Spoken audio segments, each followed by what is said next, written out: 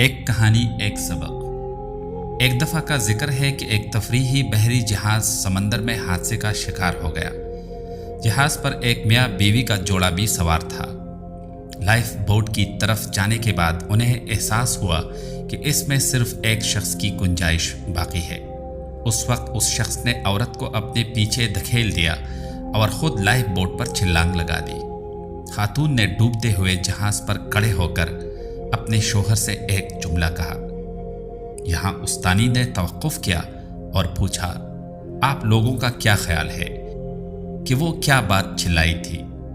ज़्यादातर तुलबा ने पुरजोश होकर जवाब दिया, मैं तुमसे नफरत करती हूँ, मैं अब तक अंधी थी। अब उस्तानी ने एक लड़के को देखा जो इस तमाम तर किस्से के दौरान खामोश रहा था। उस्तानी ने उसे जवाब देने के लिए कहा और उसने जवाब दिया, उस्तानी साहिबा, मुझे यकीन है कि वो चीखी होगी, हमारे बच्चे का ख्याल रखना। उस्तानी ने हैरानी से पूछा, क्या तुमने ये कहानी पहले सुनी हुई है? लड़के ने सर हिलाया, नहीं, लेकिन ये बात मेरी माँ ने मेरे वालिद को बीमारी से मरने से पहले बताई थी। उस्तानी ने अफसोस करते हुए कहा, जवाब सही है। तफरीही बहरी जहाज डूब गया। वो शख्स बखैरियत घर पहुंच गया और अपनी बेटी को तने तन्हा ही पाला। उस शख्स की मौत के कई साल बाद उनकी बेटी को अपना सामान साफ करते हुए उसकी एक डायरी मिली। उस डायरी से ये राज आश्कारा हुआ कि जब उसके वालिदैन तफरीही जहाज पर गए थे तो माँ को पहले से ही एक लाइलाज बीमारी की तशखीस की गई थी।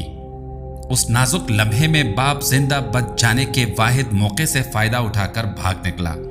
उसने अपनी डायरी में लिखा था, मेरी किस कदर तमन्ना थी कि तुम्हारे साथ समंदर की तह में डूब मरूं, लेकिन अपनी बेटी की खातिर मैं तुम्हें हमेशा के लिए समंदर की गहराइयों में अकेला रहने के लिए छोड़ आया हूं। कहानी ख़त्म हुई। क्लास में खामोशी छा गई। उस्तानी जानती है कि तलबा कहानी के अखलाकी सबक को समझ चुके हैं कि दुनिया में अच्छाई और बुराई का वजूद है, लेकिन उनके पीछे बहुत सी पेचीदगियां हैं जिनको समझना मुश्किल है। यही वजह है कि हमें कभी भी सिर्फ सतही हालात पर तवज्जो नहीं देनी चाहिए और दूसरों को पहले समझे बगैर फैसला सादर नहीं करना चाहिए। जो लोग बिल अदा करना पसंद करते हैं वो इसलिए नहीं करते कि वो दौलतमंद है, बल्कि इसलिए कि वो दोस्ती को पैसे पर तरजीह देते हैं। जो लोग काम में पहल करते हैं वो इसलिए नहीं करते कि वो बेवकूफ़ हैं, बल्कि इसलिए कि वो जिम्मेदारी के तस्वुर को समझते हैं। जो लोग झगड़े के बाद पहले माफ़ी मांगते हैं वो इसलिए नहीं करते कि वो गलत है, बल्कि इसलिए करते हैं कि वो अपने इर्द गिर्द के लोगों की कदर करते हैं।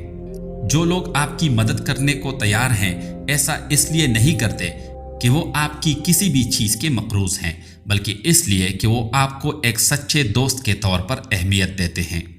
जो लोग अक्सर आपको मैसेज करते हैं ऐसा इसलिए नहीं करते कि उनके पास करने के लिए कुछ बेहतर काम नहीं है, बल्कि इसलिए कि आप उनके दिल में बसते हैं।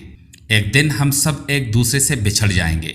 हम हर मौजू और कोई भी मौजू ना होने के बारे में हमारी गुफ्तगू को याद करेंगे और उन ख्वाबों को जो हमने मिलकर देखे थे।